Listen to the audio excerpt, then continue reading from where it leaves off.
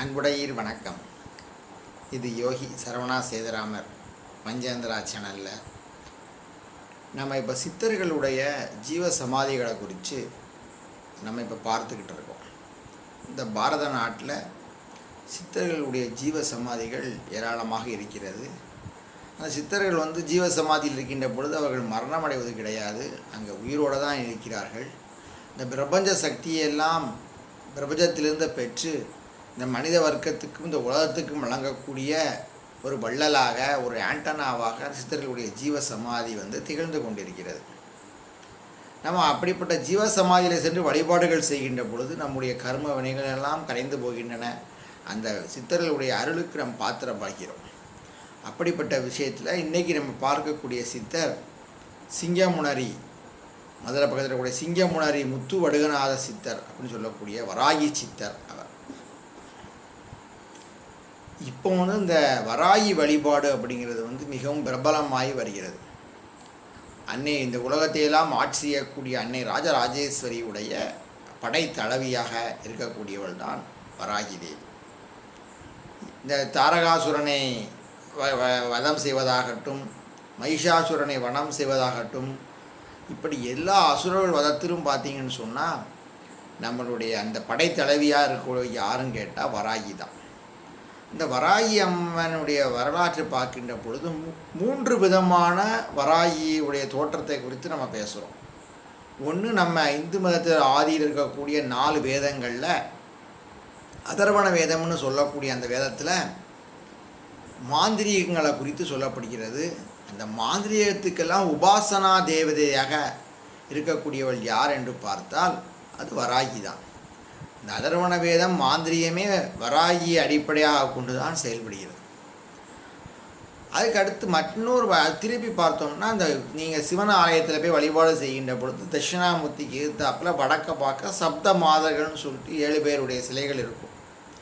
அவங்க பிராமி, மகேஸ்வரி, வைஷ்ணவி, இந்திராணி, சாமுண்டி அப்படி இருக்கிறதுல வராகியும் இருக்கிறாள். கௌமாரி அதோடு வராகியும் இருக்கிறாள்.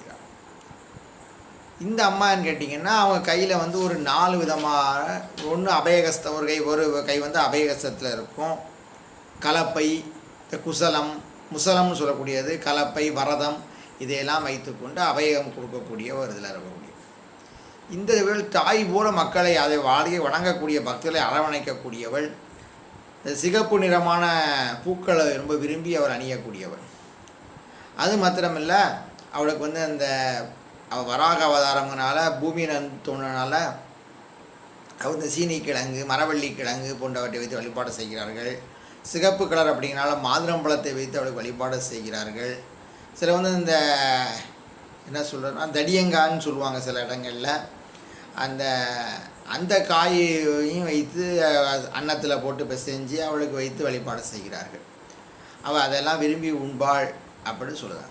இவ எப்படின்னு கேட்டிங்கன்னா, தாய் போல அவங்களை அரவணைத்து காக்கக்கூடியவள். அவளை வழிபடக்கூடிய பக்தர்களுக்கு பகைவர்களெல்லாம் அழிந்து போய் விடுகிறாள், பகைவர்கள் காப்பாற்றுகிறாள். அதே மாதிரி நம்ம உடம்பில் வரக்கூடிய நோய்கள் தான் நமக்கு ஒரு பகைவன், நம்முடைய கடன் பிரச்சனைகள் ஒரு பகைவன், கர்ம வினைகள் ஒரு பகைவன். இப்படிப்பட்ட பகைவர்கள் எல்லாம் தான் நம்மளை காப்பாற்றக்கூடிய ஒரு கருணா ரூபியாக, படைத்தளவியாக வராகி அம்மன் இருக்கிறார். அடுத்து வராகி யாருன்னு பார்த்திங்கன்னா, நம்முடைய மகாவிஷ்ணுடைய அவதாரத்தில் வராக அவதாரம் இருக்கிறது. தான் அந்த முதல் அவதாரம். அந்த வராக அவதாரத்தில் அந்த வராக தேவராக வரக்கூடிய மகாவிஷ்ணுவுக்கு அவருடைய பத்தினியாக வரக்கூடிய வராகி, அந்த மகாலட்சுமியுடைய அவதாரம். அவளும் இந்த வராகி. ஆக இந்த வராகியை குறித்து 3 விதமான சொல்லப்படுகிறது. ஆனால் எல்லாமே ஒரே வராகி தான். அவள் தாயாக இருக்கக்கூடியவள். அந்த வராகியை வழிபட்டு ஒரு பெரிய சித்தராக ஆகியிருக்கக்கூடியவர் தான் நம்முடைய சிங்கமுனரி முத்துவடுகநாத சித்தர். அவர் அவருடைய வரலாற்றை நம்ம பார்க்கும் பொழுது அவர் ராமநாதபுரத்து சேதுபதி மகாராஜாவினுடைய மகள் வயிற்று பேரனாக வருகிறார். செம்பிநாடுன்னு சொல்லக்கூடிய செம்பிநாட்டினுடைய ராஜாவாக இருக்கக்கூடிய நம்முடைய பூலவத்தேவருக்கும் இந்த குமாராயி அம்மையாருக்கும் மைந்தனாக பிறக்கிறார். அவர் இளவரசராக இருக்கிறார். 5 வயது ஆகின்ற பொழுது அவருடைய தந்தையார் அந்த பூலவத்தேவர் மகாராஜா இறந்து போகிறார். உடைய பங்காளிகள் எல்லாம் சின்ன பையனாக இருக்கிறானே இவனை கொன்று விட்டு அரியானாசனத்தை கைப்பற்ற வேண்டும் என்ற சதித்திட்டங்கள் நடக்கின்றன. அப்போ நம்முடைய குழந்தையுடைய உயிர் தான் முக்கியம் என்று சொல்லி இந்த குமாராயி அம்மன் வந்து இந்த குமாராயி அம்பிகை அந்த அம்மாள் வந்து அவளை அழைத்து கொண்டு யாருக்கும் தெரியாமல் பாலமேட்டுக்கு வருகிறார். அங்கே ஜெகநாத பிள்ளைன்னு சொல்லக்கூடிய அவளுடைய ஒரு குடும்ப நண்பருடைய வீட்டில் வந்து அவங்க இருந்து வளர்க்காங்க. ஏன்னா அவர் வந்து மிக நெருங்கிய நண்பர், அப்பா பூலவத்தேவருக்கு மிக நெருங்கிய நண்பர், ஒரு ஆலோசகர். அவருடைய வீட்டில் வந்து இருந்து பிள்ளையை வளர்த்துக்கிட்டு வராங்க. அவர் அப்போ சாதாரணமாக ஒரு இளவரசன்னு தெரியாத மாதிரி வளர்த்துக்கிட்டு இருக்காங்க. அவர் போய் விவசாயம் பண்ணிக்கிட்டு இருக்கக்கூடிய வயலுக்கு போவார், தோப்புக்கு போவார், கால்நடைகளை மேய்ப்பார். இப்படித்தான் இந்த முத்துவனோடகநாதர் இருந்து கொண்டிருக்கிறார். அப்போ ஒரு நாள் மாடுகளை மேய்ச்சிக்கிட்டு வருகின்ற பொழுது அவர் ஒரு இடத்துல படுத்து கள்ளிச்செடி பக்கத்தில் படுத்து தூங்குதார். அப்போ கடுமையாக ஒரு வெயில் வருது. இப்போ இது மேலே வெயில் படாமல் இருப்பதற்காக ஒரு பெரிய கருணாக பாம்பு குடை மாதிரி அவரை பிடிச்சிட்டு இருக்கிறத எல்லா மக்களும் பார்க்காங்க. அன்னை வந்து அவங்களை தெரிஞ்சுக்கிட்டாங்க, இவர் சாதாரணமான ஆள் கிடையாது, ஒரு சித்தருடைய ஒரு பிறவி அப்படின்னு இந்த மக்கள்லாம் தெரிந்து கொள்கிறார்கள். இவர் அதே மாதிரி பள்ளிக்கூடத்தில் கொண்டு போய் அவரை சேர்க்காங்க. அவர் பள்ளிக்கூடத்தில் உட்காந்துருக்கும் போதே வாத்தியார் இருந்தாருன்னா, இப்போ இந்த இன்னைக்கு வந்து வாத்தியார் இந்த பாடம் சொல்லி கொடுப்பாரு அப்படின்லாம் பையன்கிட்ட முதலே சொல்லிடுவார். அப்படி சித்தாடல் பண்ணக்கூடியதில் அவர் ரொம்ப சிறந்தவராக இருக்கார். அப்படி இருக்கின்ற பொழுது அவருக்கு இந்த பக்கத்தில் வந்து அந்த அழகர் மலைன்னு சொல்லக்கூடிய இந்த அழகர் மலையில் பாலையா சுவாமின்னு ஒரு பெரிய ஒரு ரிஷி ஒருத்தர் இருக்க தவமுனிவர், அவர்கிட்ட போய் இவர் இந்த தேடலில் போகிறாரு. அவரை வந்து குருநாதராக ஏற்றுக்கொண்டு உபதேசம் பெறுகிறார். அதன் மூலமாக அவர் கல்வி கற்கிறார். ஆன்மீக கல்வியை வந்து அந்த பாலையா சுவாமிகள் மூலமாக கற்றுக்கொள்கிறார். பக்கத்தில் பட்டூர் அப்படின்னு ஒரு ஊர் இருக்குது. அந்த மட்டூரில் வந்து அவர் வந்து குழந்தைகளுக்கெல்லாம் கல்வி கற்பிக்கிறார். அப்போ எல்லாரும் அவரை வாத்தியார் ஐயான்னு கூப்பிட்டு இப்போ கூட அவரை வந்து சுவாமியை வந்து வாத்தியார் சுவாமிம்பாங்க, வாத்தியார் ஐயான்னு சொல்லியும் மக்கள் வந்து உரிமையோடு அப்படி சொல்லிக்கிட்டு இருக்காங்க.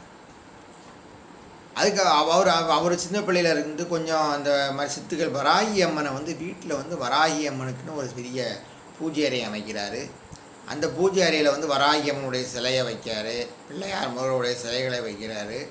அதுக்கப்புறம் பைரவர், கால பைரவர், அந்த மாதிரி எல்லா சிலைகளையும் வச்சு தீவிரமான பூஜை செய்கிறார். அதுவும் வெள்ளிக்கிழமை அன்னைக்கு அவர் பண்ணக்கூடிய பூஜை வந்து ரொம்ப விசேஷம். அந்த வாமாச்சார பூஜைகள்னு சொல்லக்கூடிய அந்த தாந்திரிக் பூஜைகளை அவர் செய்வார். ஒரு மண்டை ஓட்டில் வந்து அந்த ரத்தத்தை சாதத்தில் ரத்தத்தை ஊற்றி மதுவை ஊற்றி பிசைந்து அதில் ஈரெல்லாம் வச்சு 3 உருண்டைகள் ஆக்கிட்டு ஒரு குளிச்சுட்டு ஈரத்தோட ஒரு ஆடையும் அணியாமல் வந்து அமர்ந்து பயங்கரமாக தீவிரமாக அந்த அம்மனை நினச்சி இந்த மந்திரங்களை உச்சரிக்கின்ற பொழுது அந்த அம்மனே பிரசன்னமாகி இவர் மேலே இறங்கி அந்த உணவெல்லாம் சந்தோஷமாக விடுவாங்க. இவர் வேற வராகி வேற இல்லைங்கிற மாதிரி ஒரு உடம்புக்குள்ளேயே அந்த அம்மா பூந்துருவாங்க அந்த சமயத்தில் அப்படின்னு சொல்கிறாங்க. அந்த அம்மா இவர் உடம்புக்குள்ளே பூந்ததுக்கப்புறம் அவர் வந்து பல வாக்குகளை சொல்ல ஆரம்பிக்கிறாரு. அப்போ அவருக்கு அடைக்கலம் கொடுத்து கொண்டு இருந்த அவர் தந்தையாருடைய மிக நெருங்கிய நண்பரும் அவருடைய குடும்ப நண்பரும் அவருடைய ஜெகநாத பிள்ளைக்கு வந்து ராஜபிளவைன்னு முதுகுல ஒரு பெரிய நோய் வந்து பிளவு ஏற்படுது. பெரிய பெரிய ராஜ வைத்தியர்களெல்லாம் பார்த்து கூட அந்த நோய் குணமாகலை. அப்போ இவர் தான் வராகியை நினச்சி அவர் விபூதி போட்டு ஒரு பார்வை பார்க்கார அந்த பிளவை ஒரே நாளில் குணமாகிறது. இப்படி அவருக்கு ஒரே சித்தாளர்களாக இருக்கிறது. இந்த ஊரில் வந்து பெரிய கடுமையான அந்த பேதி நோய் ஏற்படுகிறது. அப்போ எல்லா மக்களும் என்ன செய்யன்னு தெரியாமல் ஊரை விட்டு காலி பண்ணி போகக்கூடிய சூழ்நிலை வருவனுக்கு காலி பண்ண வேண்டாம் அப்படின்னு சொல்லி ஒரே நாளில் அந்த பேதி நோயை ஒழித்தவர் வந்து இவர் தான். இவர் இந்த சிங்கமுனரிக்கு வருவதற்கு முன்பாக அந்த ஊரில் வந்து பீதாம்பரர்கள்னு சொல்லக்கூடிய அந்த மாந்திரிகம் தெரிந்தவர்கள் வந்து பெரிய ஆதிக்கம் செஞ்சுட்டு இருக்காங்க. அவங்க வச்சதான் வரிசை, அவங்க பொருட்களை கொள்ளையடிக்கிறது, கன்னி பெண்களை தூக்கிட்டு போகிறது, இந்த ஊர் தெய்வத்தை கட்டி போடுறது, இப்படியெல்லாம் ரொம்ப சேட்டை பண்ணிகிட்ருக்காங்க. இந்த மக்கள் வந்து அவங்ககிட்ட சொன்ன உடனே நம்முடைய முத்துவடகநாத சுவாமிகள் வந்து அந்த ஊருக்கு போகிறார். அப்போ அந்த ஊர் தெய்வத்துக்கு வந்து திருவிழா நடந்துக்கிட்டு இருக்கு, வைகாசி திருவிழா. அவர் சொல்கிறாரு, வா நீ வந்து கட்டுக்களை அவுத்துட்டு நீனே வெளியே வாரையா, உள்ளே வந்து நான் மிதிக்கவா அப்படின்னு கேட்க. இது ஒரு பரிபாஷை. இவர் வந்து அந்த கட்டுக்களை உடைக்கக்கூடிய ஒரு உத்தி. உள்ளே போய் இந்த சாமியை ஒரு மிதிக்கார். அவர் எதுக்காக மிதிக்காங்க உண்மை தெரியாமல் ஊர் மக்கள் மேலே கோவப்பட்டு ஒரு பெரிய குழி தோண்டி அதில் இவரை உள்ளே போட்டு அதில் மிளகாவத்தல் போட்டு அதில் தீயை பொருத்தி இவர்களெல்லாம் கமர வச்சு இவரை புதைச்சிட்டு வராங்க. பார்த்தா அவர் வெளியில் பார்த்தா நடந்து போய்கிட்டு இருக்கார். அப்படி வீட்டுக்கு போயிட்டார். அதை பார்த்துட்டு தான் இவருடைய அருமைகளை தெரிஞ்சு அவங்க அவர் காலில் வந்து விழுந்து கும்பிட்டு, ஐயா மன்னிச்சுக்கோங்க என்று சொல்கிறார்கள். எப்படியா அந்த பீதாம்பரங்களை நீங்கள் விரட்டுங்கன்னு சொன்ன அப்புறம், அப்படியா அப்படின்ற ஒரு பக்கத்தில் இருக்க துணியை எடுக்கார். அதை அப்படியே கயிறு பத்தா கிழிக்கார். அப்படி போடுதா அதெல்லாம் பெரிய பாம்புகளாக உருமாறி அப்படி பறந்து போகுது. அந்த பாம்புகள் வந்து அந்த பீதாம்பரங்களாம் விரட்டி அடித்து அழித்து விடுகின்றன. அதுக்கப்புறம் அந்த சிங்கமுனரி ஊர் வந்து ரொம்ப சுபீட்சமாகவே இருக்கிறது. அவர் வந்து அந்த இதே மாதிரி சித்தாடல் பார்த்திங்கன்னா அந்த ஆட்டை கிடாய் போட்டு வச்சுருப்பாங்க.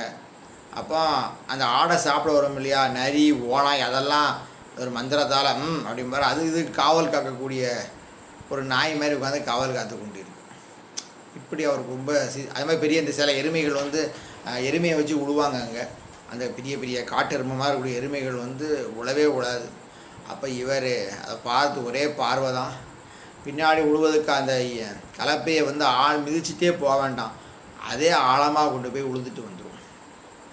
இப்படியெல்லாம் ரொம்ப சித்து விளையாடி கொண்டே இருக்கக்கூடியவர் தான். ஒரு முறை பக்கத்தில் கூடிய நெட்டூருங்க ஊருக்கு போய்ட்டு நடந்து வந்துக்கிட்டு இருக்காரு. அப்போ வந்து சிவகங்கை சீமையில் வந்து ராஜேந்திர பூபதினு ஒரு ராஜா ஆண்டுக்கிட்டு இருக்கார். ஒரு அம்பாள் உபாசகர் தான். அவர் வந்து அவருடைய பையன் சின்ன பையனை கூட்டிக்கிட்டு ஒரு பெரிய சேரட்டில் வந்து வந்துக்கிட்டு இருக்கார். அப்போ ராஜா வந்தாங்கன்னா என்ன செய்வாங்கன்னா, அந்த மக்கள்லாம் ஓரமாக ஒதுங்கி நின்று ராஜாவை பார்த்து வணங்குவாங்க. ஆனால் இவர் சித்தர், இவருக்கு ராஜாவும் ஒன்று தான், ஆண்டியும் ஒன்று தான், அரசனும் ஒன்று தான் நடந்து போய்கிட்டு இருக்கார். அப்போ ராஜாவுக்கு கோபம் வந்துட்டு, கோபத்தில் வேகமாக அந்த சேரட்டை வந்து இவர் மேலே ஏற்றதுக்கு வரார். இவர் மேலே ஏற்ற முடியுமா? அன்னை வராகியார் கூட வந்துக்கிட்டு இருக்கா. அந்த 2 குதிரைகள்லாம் மிரண்டு பக்கத்தில் போய் கீழே குப்புரடிச்சு விழுந்து இந்த சேரட் வண்டி உருண்டுட்டு அதில் ராஜாவுக்கு படுகாயம் ஏற்படுது.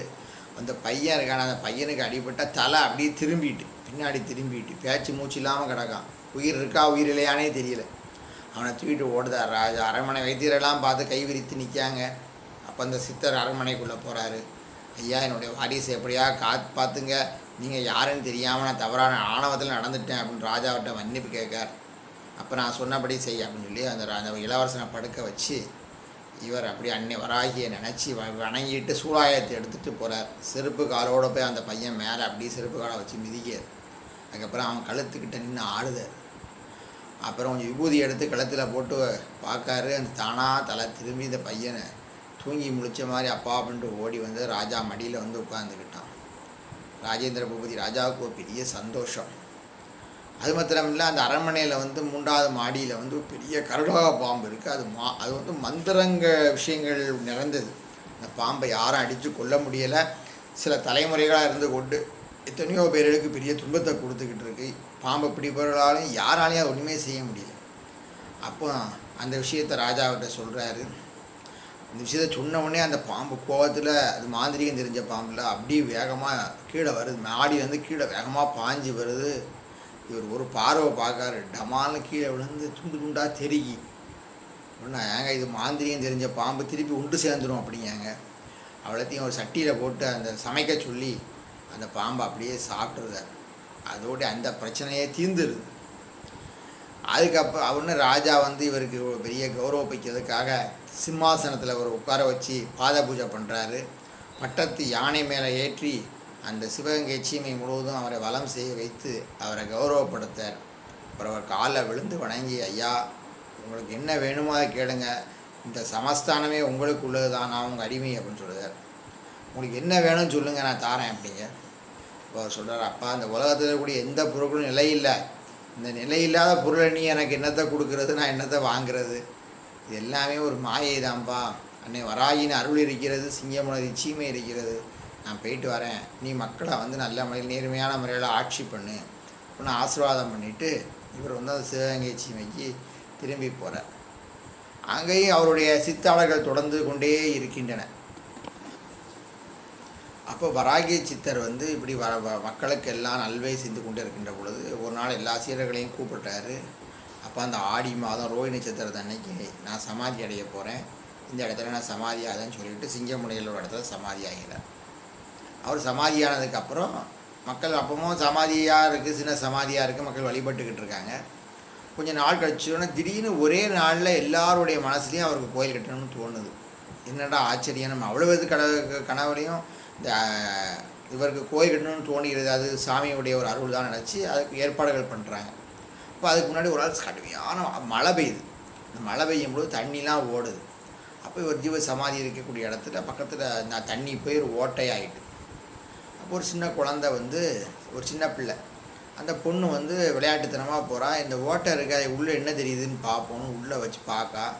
அது ஓட்டைக்குள்ளே பார்த்தீங்கன்னா ஒருவர் ஜடாமுடியோடு உட்காந்து தவம் பண்ணிக்கிட்டு இருக்கார். அவர் கழுத்தில் ஒரு மப்பு மாலை போடப்பட்டிருக்கு. அந்த மாலை வாடவே இல்லை. ஒரு விளக்கு தானாக எரிஞ்சிக்கிட்டு இருக்குது. அதை பார்த்து இடமே ரம்மியமாக இருக்குது. அதை ஓடி ஊரில் சொன்னோன்னா ஊர் மக்கள்லாம் போய் பார்க்காங்க. அந்த அதிசய காட்சியை பார்க்காங்க. இதனால தான் நம்ம கோயில் கட்டணும்னு தோணியிருக்கோம்னு நினச்சி அவருக்கு எந்த விதமான இடைஞ்சலும் வராமல் அந்த சமாதியை திருப்பியும் மூடிட்டு அதுக்கு மேலே பெரிய கோயில் கட்டிட்டாங்க. ஆடி மாதம் ரோஹி நட்சத்திரத்தன்னைக்கு இப்போவும் குரு பூஜை நடந்துக்கிட்டு இருக்குது. சித்ரா பௌர்ணமி அன்னைக்கு அங்கே மிக சிறப்பாக பால் குடங்கள்லாம் எடுத்து மக்கள் வழிபாடு செய்கிறார்கள். அவர் பெரிய நாகப்பாம்பையே அவர் அழித்ததுனால, அவருக்கு நாகம் குடைப்பிடிச்சதுனால இந்த வீட்டில் பூரான் தேள் பாம்பு வந்தால் அவருடைய ஜீவசமாதியில் அந்த வெள்ளியில் அதெல்லாம் செஞ்சு போடுறது, அவர்கிட்ட காசு நேர்ந்துக்குள்ளது, இப்படிலாம் மக்கள் செய்வதன் மூலமாக அவர்களுக்கு அதெல்லாம் நீங்க பெறுதாங்க. அது மாதிரி உலகத்தில் நடக்கவே நடக்காதுங்க விஷயத்தில் நடத்தியவர் தான் நம்முடைய சுவாமிகள். எப்படின்னு கேட்டிங்கன்னா, ஆட்டுக்கு போய் யாராவது ஓனாயும் நரியும் அதை எதிரி அதை காவல் வைக்கக்கூடியவர். அது மாதிரி நம்ம இந்த உலகத்தில் இந்த வராகியும் அப்படி தான் நடக்கவே நடக்கான்னு சொல்ல விஷயங்களெல்லாம் நடத்தி காட்டக்கூடியவள். அதே மாதிரி தான் சிலவங்களுக்கு வாழ்க்கையில் விரக்தியாக இருக்கும். நமக்கு திருமணமே நடக்கவே நடக்காதா, குழந்தை பேர் கிடைக்கவே கிடைக்காதா, இந்த கடன் பிரச்சனை தீரவே தீராதா, நமக்குடைய நோய் அகலவே செய்யாதா, இப்படியெல்லாம் நடக்கவே நடக்காதுன்னு இருக்கக்கூடியவர்களெல்லாம் மனம் கவலங்க வேண்டாம். அன்னை வராகியை வழிபடுங்கள். அந்த வராகியின் ரூபமாக இருக்கக்கூடிய நம்முடைய சிங்கமுனரி முத்துவுடநாத சுவாமியுடைய ஜீவ சமாதிக்கு சென்று வழிபாடு செய்யுங்கள். வாழ்க்கை நடக்காது என்று இருக்கின்ற விஷயங்களெல்லாம் நடத்தி காட்டக்கூடிய ஆற்றல் பெற்றவர் நம்முடைய வராகி சித்தர் முத்துவுடநாத சுவாமிகள்.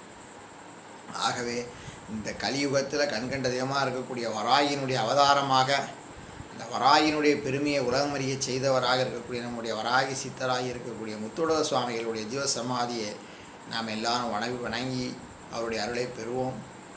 நீங்கள் எல்லோரும் இந்த சேனலை பாருங்கள். நாளைக்கு வேறொரு சித்தரோடு நான் உங்களை சந்திக்கிறேன். நீங்கள் இந்த பஞ்சாந்தரா சேனலை சப்ஸ்கிரைப் பண்ணி பக்கத்தில் கூடிய பெல் பட்டனை அமைக்கிக்கோங்க. அப்போ தான் நாளைக்கு நான் சித்தரை பற்றி நான் சொல்லுகின்ற பொழுது இந்த மெசேஜ் உங்களுக்கு வரும், நீங்கள் அதை பார்க்க முடியும். நாளை வேறு சித்தரோடு உங்களை நான் சந்திக்கிறேன். நன்றி, வணக்கம்.